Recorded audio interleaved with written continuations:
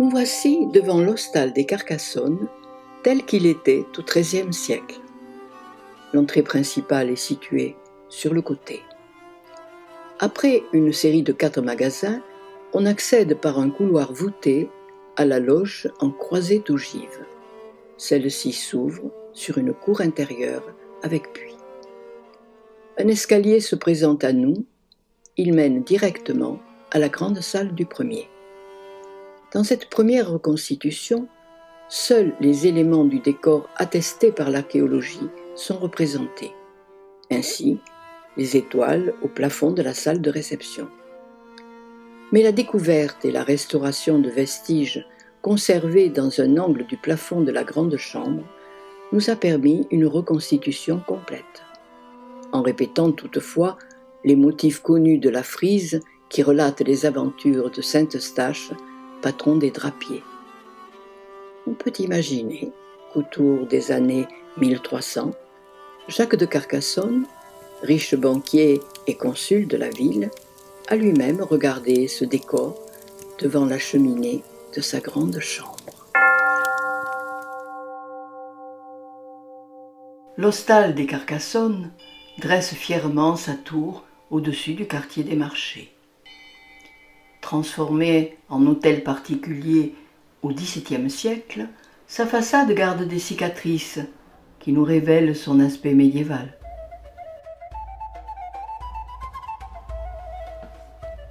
La double fenêtre du premier étage s'ouvrait sur une somptueuse salle d'apparat.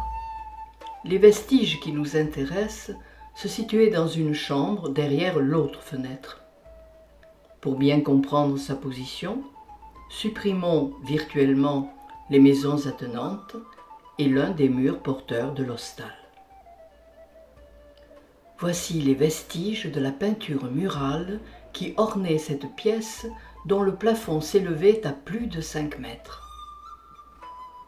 Au XVIIe siècle fut construit un monumental escalier intérieur qui traversa la chambre sur les 2/3 de sa surface. Puis un plancher sépara le reste de la pièce en 2 étages et la fenêtre fut obstruée. Désormais confiné dans un recoin de l'escalier entre 2 étages, ce petit réduit a remarquablement bien conservé sous ses enduits et ses faux plafonds ce fragment de décor médiéval daté de la fin du XIIIe siècle. Un miracle.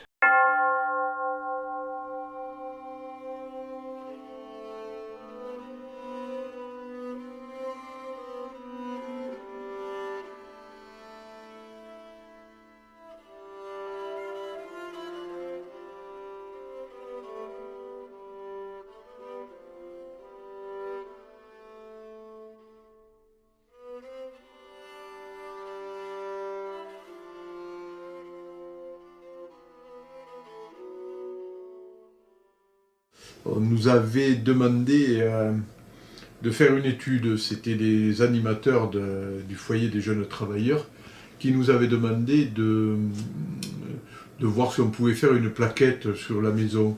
Et le directeur de l'époque, ou plutôt le président de l'association, c'était monsieur de Robert, Raymond de Robert, nous avait demandé de réaliser un texte. Et c'était à l'époque où on travaillait sur le recensement des maisons de Montpellier. On recensait surtout des maisons d'époque classique, des maisons 17e, 18e. À l'époque, Montpellier, on considérait que l'essentiel de l'architecture était d'âge classique. On savait qu'il y avait quelques éléments médiévaux depuis longtemps, mais bon, on n'avait jamais pris conscience de l'importance de ces structures médiévales qui étaient cachées dans les murailles, encore en élévation actuellement. Et ça a été un déclencheur.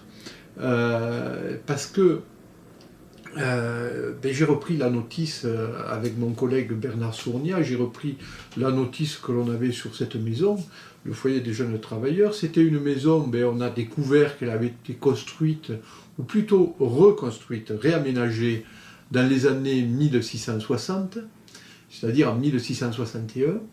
Et puis, on s'est rendu compte qu'il y avait plein d'éléments médiévaux là-dedans. Et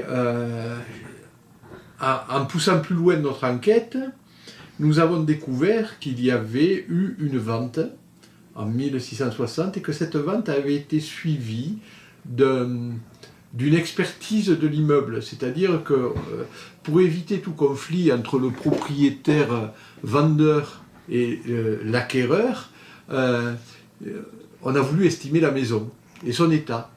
Donc, il y a eu un texte réalisé par deux experts, un maçon et un menuisier ou un charpentier, et ils ont visité la maison en décrivant la totalité de la maison au moment de la vente. Et cette description donne finalement une image d'une maison du Moyen-Âge. C'était une maison qui n'avait pas bougé depuis le XIIIe siècle jusqu'à cette époque-là. Et l'acquéreur, après avoir acheté sa maison, fait faire des travaux et il décrit les travaux à faire par un préfet et il décrit les parties à démolir et les parties à construire. Donc on a une description de ce qui est ajouté, mais ce qui est intéressant, on a une description de ce qui est retranché de l'immeuble.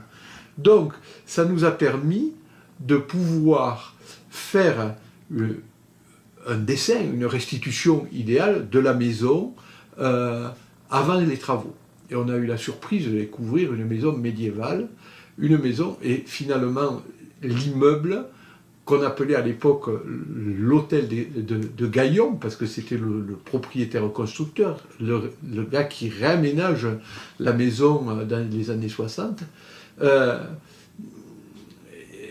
était une maison bien antérieure, bien médiévale, avec son escalier, son passage d'entrée, un escalier sur cour, la loge juste au débouché de l'allée d'entrée, et on a pu faire un dessin idéal de la maison médiévale.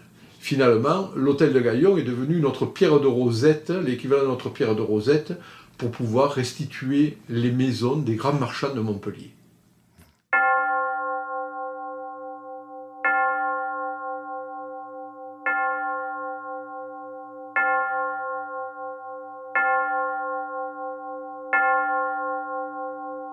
Alors ça, c'est le premier épisode. Puis il y a eu un autre épisode qui est tout aussi intéressant, un peu... on a des regrets parce qu'il y a eu des destructions, il y a eu un grand chantier en 89, et ce chantier a permis la mise au jour d'un décor peint, d'un plafond peint, et ça a relancé notre intérêt sur cet immeuble, et notamment on a un peu cherché à savoir qui était le personnage qui avait construit l'immeuble au Moyen-Âge. Donc nous sommes remontés dans les archives, grâce aux documents fiscaux, c'est-à-dire les compois, on a pu remonter les propriétaires jusqu'à la fin du XIVe siècle. Et on s'est rendu compte qu'à la fin du XIVe siècle, la maison appartenait à un personnage qui s'appelait Jacques Carcassonne, et ce Jacques Carcassonne était changeur. Mais le décor peint qui se trouve peint dans la chambre du maître des lieux, montre une scène assez intéressante. C'est une histoire, une sorte de bande dessinée, c'est une véritable bande puisque c'est une frise qui court sur au moins 2 murs et puis qui se retourne avec un autre personnage. Et cette histoire raconte la légende de Saint-Eustache.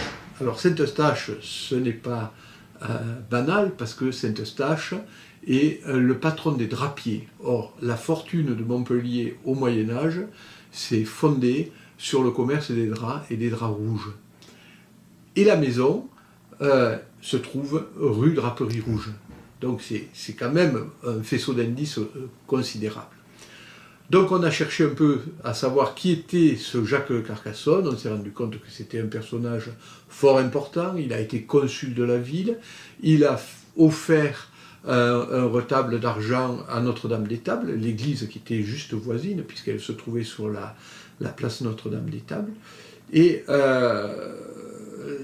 bon, on en était là, mais la dendrochronologie, c'est-à-dire la datation grâce au cerne des bois constituant la charpente du plafond, nous a donné une date fort différente de la période à laquelle vivait Jacques de Carcassonne. En réalité, le plafond aurait été construit une centaine d'années avant la présence de Jacques de Carcassonne dans cette maison. Alors, on s'est posé des questions, et puis il y avait sur ces décors peints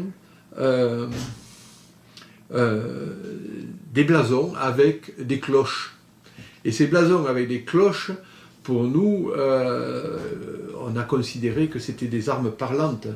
Comme c'est une habitude au Moyen-Âge, très souvent, on met un motif qui rappelle le nom, c'est un jeu d'images et de mots qui rappelle le nom du propriétaire, du propriétaire des armoiries, et on s'est dit qu'il était probable que c'était un ancêtre de Jacques de Carcassonne qui avait construit la maison, un personnage qui s'appelait Carcassonne, parce que les cloches, il n'y a rien qui sonne mieux que des cloches pour appeler le nom. Et qui plus est, sur le décor peint, il y a un éléphant qui porte une ville sur son dos et qui a une très longue trompe. Or, une trompe, ça sonne, et c'est un motif qui rappellerait la ville de Carcassonne. Donc, ça reste une hypothèse, mais c'est probablement un ancêtre de Jacques de Carcassonne qui a construit cet immeuble. Et cet ancêtre, ce Carcassonne, lui, assurément, devait être drapier, mais c'est pas lui qui tissait, c'est-à-dire c'est un des marchands de draps qui négociait jusqu'en Méditerranée orientale. Il vendait du drap coloré à Montpellier jusque sur les ports du Levant, et de là, il ne revenait pas à vide, il ramenait des épices qui, elles, étaient diffusées en Europe.